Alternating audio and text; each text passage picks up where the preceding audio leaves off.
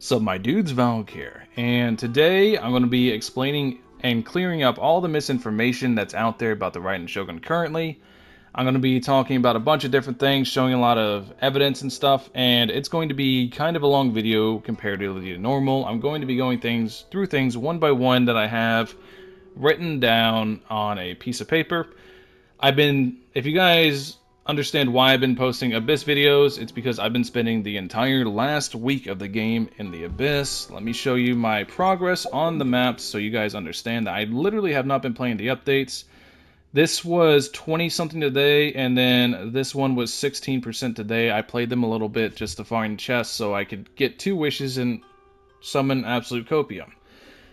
So I've been spending all the rest of the time in the Abyss. If you want to verify to see that what I'm saying is true, just go back and watch my Twitch VODs. Odds are I'm in the Abyss during the Twitch VODs, just testing stuff, floor 12, floor 11, whatever. I'm testing everything, throwing here a bunch of different teams, trying a bunch of stuff, and seeing how it goes. Anyways, first thing I want to talk about is in the video I uploaded saying Raiden is broken, and I probably will be titling something like this too, that Raiden is broken. What I said was that C0, she does not deal damage. You don't need to worry about damage. Now, the reason I said that, that one was a lie. I'm gonna be honest with you guys, it was a lie, but I had a reason for lying like that. The reason I said that is because if you build into ER feeds kind of into everything for the Raiden Shogun. ER feeds into her damage thanks to her first or second passive, excuse me. ER feeds into her damage, it feeds into energy recharge for your team, it feeds into a bunch of different stuff. Basically, ER feeds into everything that you're doing. So whenever I tell you to build ER, and I know I have this weapon that gives me 40% ER, so essentially I have 276% ER, that's what I mean.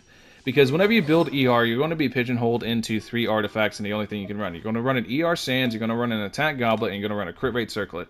If I tell you build pure ER, these are the only things you can run, so you're essentially going to be having good damage while building pure ER.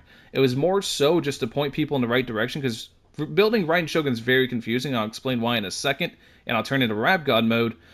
But it's basically the easiest answer I can give people is if you full send the ER, then you're going to be building her correctly, and she's still going to deal in good amounts of damage for C0. But I wanted people to stop focusing on her damage. Now, whenever I say that she's hard to build, I'm going to start explaining it now. This is going to be very, very hard, and I might mess up the explanation because a lot of people aren't going to understand it. This is why I never really explained this. I never explain it like this anyways. So with Raiden Shogun, you need to balance 4 different stats. You need attack, you need crit rate, crit damage, and you need energy recharge. Energy recharge fills into electro damage bonus.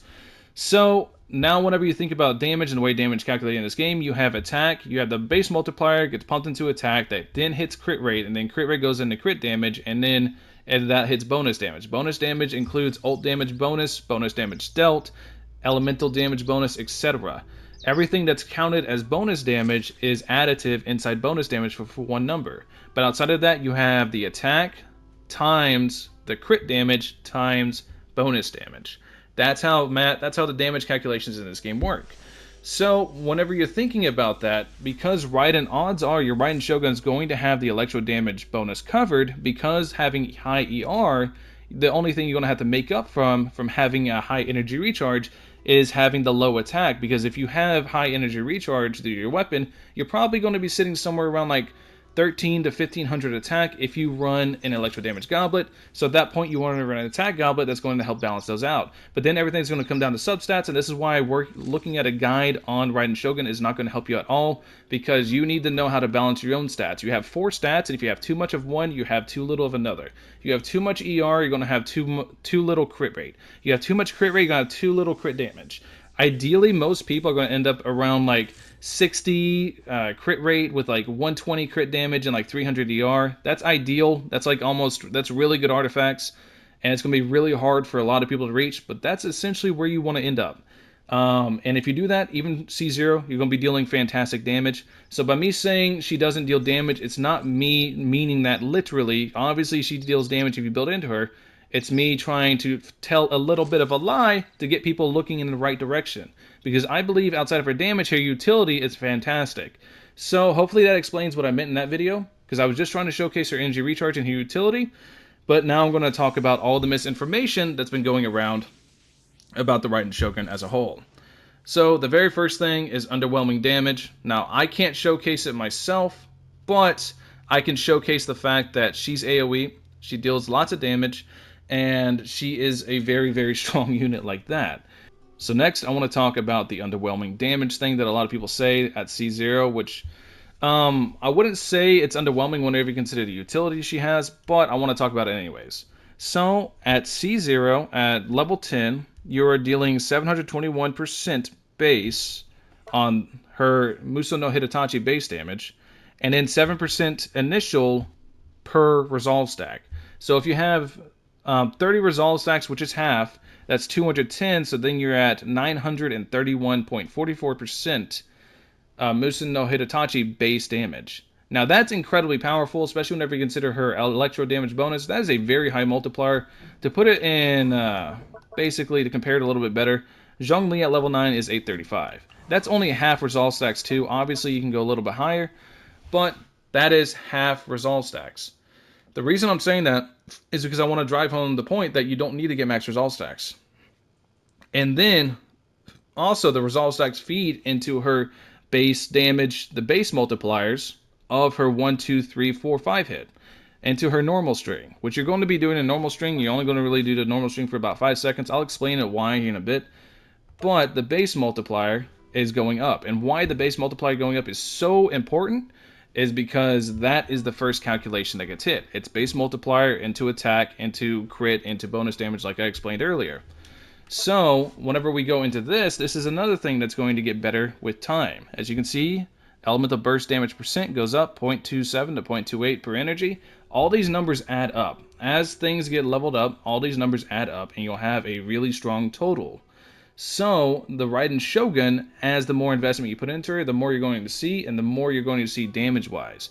People are telling you she has low damage using her at level 8 talents, level 6 talents. They're not even putting the investment into her. They're not even doing the proper builds like I was mentioning before. They probably don't even, some of them probably don't even have 4-piece emblem on her. There's all sorts of stuff that goes into it where the math just does not lie. The numbers are there and the math does not lie. That her raw damage is good. The only thing that she cannot do is reactions, but she does not mess up your team's reactions nearly as bad as people think. So now with this team, what I'm going to be showcasing is the fact that if you watch, you can see Overload, Electro Charge, you can see Vaporize, you can see all these things kind of happening, and there's not really any delay in between them. Because Xingqiu applies Hydro so quickly that the Electro is not really messing up the interactions at all, that Hu Tao's still able to get the Vaporize off its Xingqiu getting reverse vape.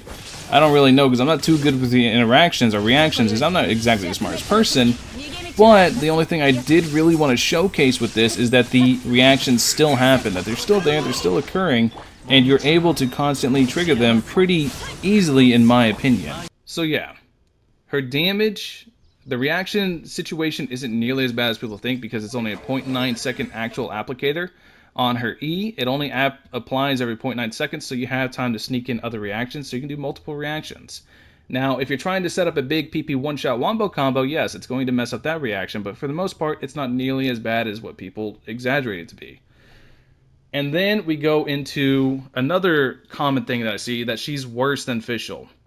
So now, for this test, what I did was I took Venti, I put him on a level 1 weapon, I took Raiden Shogun, put her on a level 1 weapon, and I gave Raiden Shogun and Fischl the exact same set. Now, I know that this domain and this set is more beneficial to Raiden than it is to Fischl, so I gave Fischl a 5-star R2 Amos bow to compensate for the difference, while Raiden Shogun is on a level 1 weapon. Now, why exactly did I do this setup in this manner? Well, I wanted to showcase the importance of AoE. It's something a lot of people are not factoring into, the fact that whenever you're comparing Raiden Shogun's damage versus Fischl's damage, is the fact that Raiden Shogun is AoE. And whenever you compare these two times, even with a Beginner's Protector, whenever they're sharing the same set and Fischl has a 5-star level 80 R2 Amos bow, Raiden Shogun's clear time is faster purely because of the AoE she's doing. If this was a single target test, Fischl would be faster if they were sharing the exact same setup and they were at roughly the exact same strength. but there's not much stuff in this game that is difficult that is actual single target, to the point where, in my opinion, it is more valuable that Fischl herself, or not Fischl, that Raiden Shogun herself has AoE. I feel like the AoE is much more valuable than a lot of people are giving it credit for. Even though the ease damage is not phenomenal, the AoE kind of makes up for it. Another thing I see commonly is that people say you have to be in her ult for the 7 seconds, and during those 7 seconds you're inside of her ult, that is a loss of DPS, or 9 seconds, or whatever it is. The reason you go into her ult, and this is what I tried to drive home in my other video, is the fact that you go into her ult to generate energy. Now, if we read this, if we, we look with our special little eyes, we can read and see that when such attacks hit an opponent, she will generate energy for all party members. Energy can be restored this way once every 1 second. She attacks extremely quickly, as we said, and this can be triggered 5 times throughout the skill's duration. So that means, depending on how much energy you need, you can actually step out of her ult early. And even then, it caps out at 5 seconds at max. I normally am only in her ult for about 3 to 4 seconds, normally. So, because a lot of the rotations want to speed up, and the way you play her actually is not what a lot of people think it is. It's kind of a new playstyle altogether, but I think it's going to take people a lot of learning to really understand. Because you're not going to be in her ult the entire time. You're not trying to maximize her damage. You're trying to constantly get a rotation going very, very quickly, because she's able to very, very quickly rotate your team in and out. So this last bit of footage here, this is going to be the last gameplay footage you see me really do. I'm going to be showcasing here with different teams, but whenever you're using Raiden Shogun, the main focus is the fact that you're able to generate energy for your team, and you're able to go ahead and do things. You're able to, basically, a lot of people are saying that she solves a problem that's already been solved, and the fact that you can run Favonius, you can generate energy like that, but Raiden Shogun generates energy for the entire team. Now, exactly why is that such a beneficial thing? Because Raiden Shogun allows you to go ahead and run more DPS heavy oriented off the field support to where you're not running the crazy energy recharge, and that overall increases the Abyss clear time for a lot of teams. There's not many teams Raiden Shogun actually does not function in because of that, because you can swap out all these energy recharge options, and you can go ahead and full send the damage on your supports and let Raiden Shogun carry your energy recharge options. Now, I can't test every single team in the game because I have not built every character, because I hyper-focus really hard into specific characters I really like. But what I want you guys to do is just test what I'm saying. If you have a Xingqiu, if you're running that Sacred Sword Xingqiu, go ahead and swap him over to a Black Sword or something. Give him more crit, give him more crit damage, more Hydro damage bonus. Go 2-piece Noblesse, 2-piece Hydro on him. Go crazy, go nuts, have fun with it. That's the main thing I'm trying to showcase, that Raiden Shogun changes how you play the game fundamentally. She speeds up the rotation, speeds up all the processes, she speeds everything up to the point where it's really easy to make mistakes in rotations, it's really easy to mess up rotations, but once you get the hang of it, once you get the hang of the flow of the game that Raiden Shogun creates, you realize exactly how valuable she is and how indispensable she is as a support to your team. Not to mention the fact that if you build her properly, she's going to be dealing tons of damage as well. Ever since I've gotten Raiden Shogun, ever since I spent the past week in the Abyss just testing team comp after team comp after team comp, I can tell you guys without a shadow of a doubt that she's now irreplaceable in my team. Because I've gotten so used to this really, really fast, quick swap style play that's just made her an absolute beast, and I don't think I'll ever be able to get rid of her. Now, another point I want to bring up is the fact that a lot of people are really upset that a lot of her power is locked behind Constellation 2. As to which, I gotta say, I don't really understand this one, because with all the other units, at least as far as damage goes, their Constellation, they don't get really strong till C6. Whenever you look at Xiao, whenever you look at Eula, whenever you look at Hu Tao, whenever you look at basically any other damage dealer, they don't really get strong until C6. Mihoyo took a C6 worthy Constellation and moved it up to C2. So the fact that people are really upset that this is actually easier to obtain than a C6 unit, that it's tempting you to spend, I hate to tell you, but all Constellations are meant to tempt you to spend. So the fact people are getting upset about this being C2 instead of C6 or something like that, I don't really understand that one.